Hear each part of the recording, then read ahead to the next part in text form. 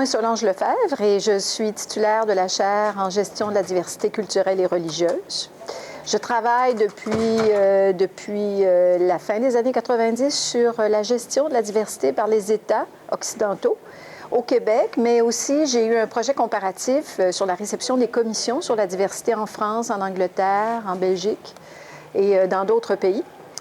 Et à l'intérieur de ce projet, j'ai fait un projet sur médias et religion, toute la réception des commissions, c'est ce que je vais présenter dans ce colloque. Aussi sur la manière dont les médias appréhendent le religieux au Canada, mais dans d'autres pays.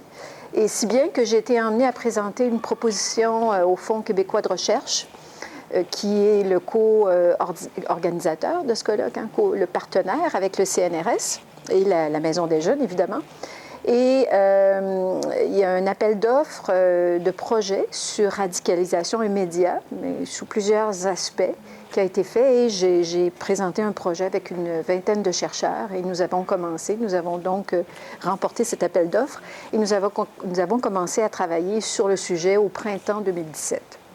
Et à l'intérieur de ce projet, il y a plusieurs projets, d'où le titre, une approche multiméthodologique.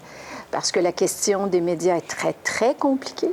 D'une part, il y a, oui, la radicalisation menant à la violence. On se pose des questions sur l'influence des médias, mais il faut aussi se poser une question plus vaste sur la manière dont nous représentons les gens, la diversité et la radicalisation dans les médias, même mainstream, voyez-vous.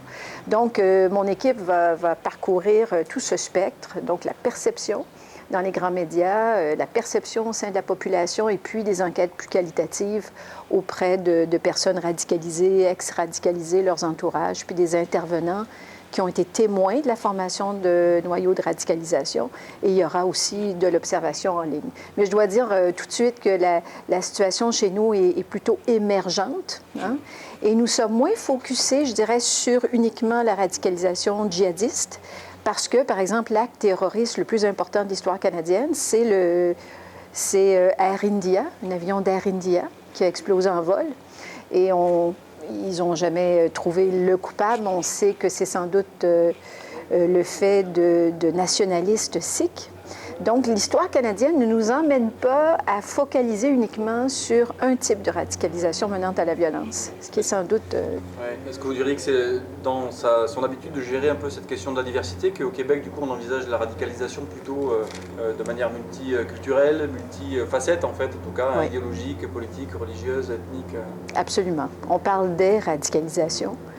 On parle d'ailleurs chez nous de plus en plus et davantage que djihadistes, d'une radicalisation plutôt de la droite. Hein? On ne parle pas d'extrême droite parce qu'elle n'est pas encore politisée chez nous, comme c'est le cas dans plusieurs pays européens. Mais d'ailleurs, autre triste événement qui nous différencie beaucoup de la France, c'est que chez nous, l'attentat le plus meurtrier des années récentes, c'est l'assassinat de musulmans dans une mosquée par un jeune Canadien français. Vous savez, donc, c'est une situation tout autre qui a peut-être l'avantage de ne pas cibler uniquement un groupe. Ce qui est plus difficile en Europe, évidemment, dans des contextes comme celui de la France, où se sont multipliés des attentats venant de djihadistes. Hein. Alors voilà, donc, mais j'apprends beaucoup de mes collègues ici, français, qui ont déjà une très large expérience de ces phénomènes.